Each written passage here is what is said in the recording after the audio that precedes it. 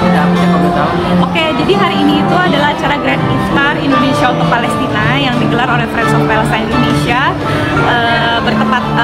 bertempat di Martin Cafe Kemang Jakarta. Jadi ini merupakan ya pastinya acara bukber ya, bukber bersama dan juga silaturahmi lintas profesi sih kalau aku lihat. Jadi dari mulai politisi, terus artis, influencer, semuanya berkumpul hari ini dengan semangat dan interest yang sama, yaitu perjuangan dan juga kemerdekaan untuk Palestina. Jadi hari ini tuh merupakan supporter Palestina semua gitu. Jadi perwakilan dari Indonesia dan juga ada dari Malaysia juga.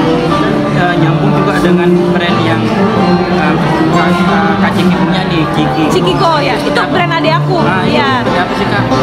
Kebetulan Ciki nggak datang hari ini karena dia sedang ada acara, jadi diwakili oleh Bella dan Ayah gitu. Tapi Ciki juga punya brand Cikiko yang juga konsisten menyuarakan Palestina lewat koleksi-koleksinya. Jadi dia ada Palestine Series gitu, yang nanti hasil dari penjualannya juga insya Allah ada sebagian yang didonasikan untuk Palestina juga.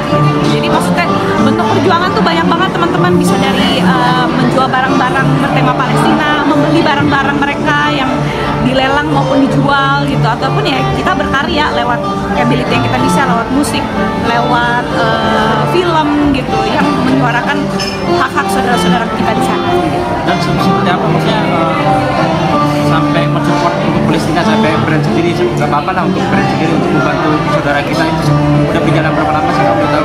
Oh, kalau itu Cikigo itu kan lebih ke Ciki ya, tapi setahu aku dia emang udah semenjak isu ini memanas gitu, baik aku maupun Ciki juga kita sudah memberikan perhatian lebih gitu untuk perjuangan mereka gitu. Nah, adik aku Ciki ya, karena dia punya brand Cikigo, dia beberapa tahun terakhir ini ya konsisten menyuarakan lewat karyanya, lewat brandnya.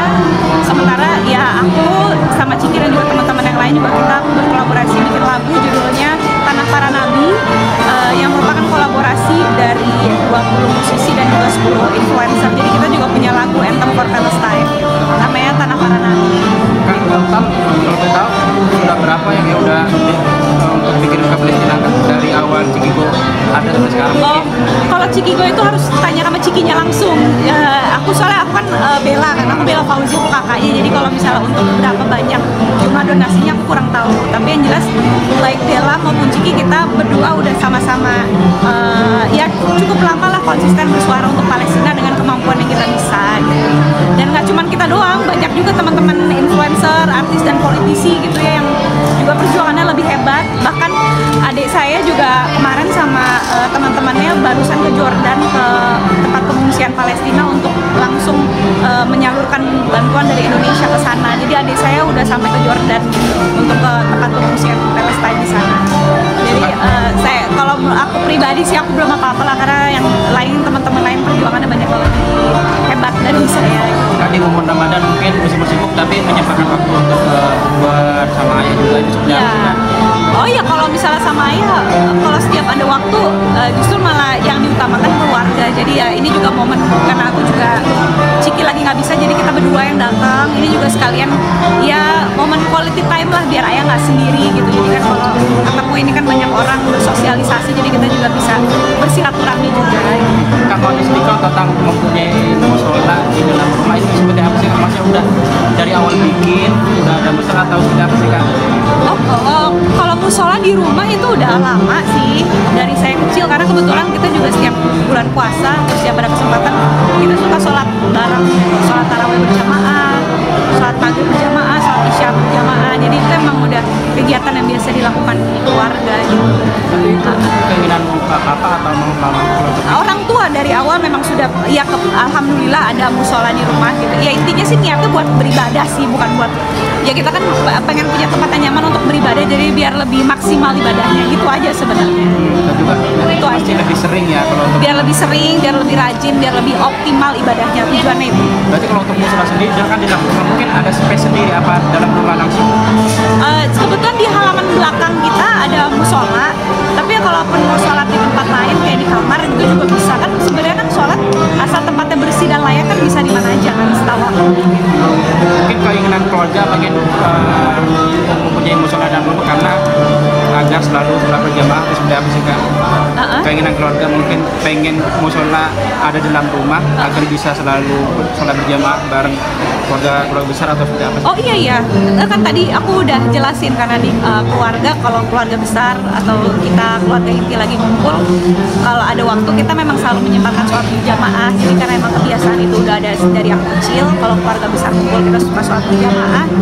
Makanya punya musola tuh ya sangat membantu sekali karena itu bisa menjadi ruang kumpul kita untuk beribadah juga sebenarnya.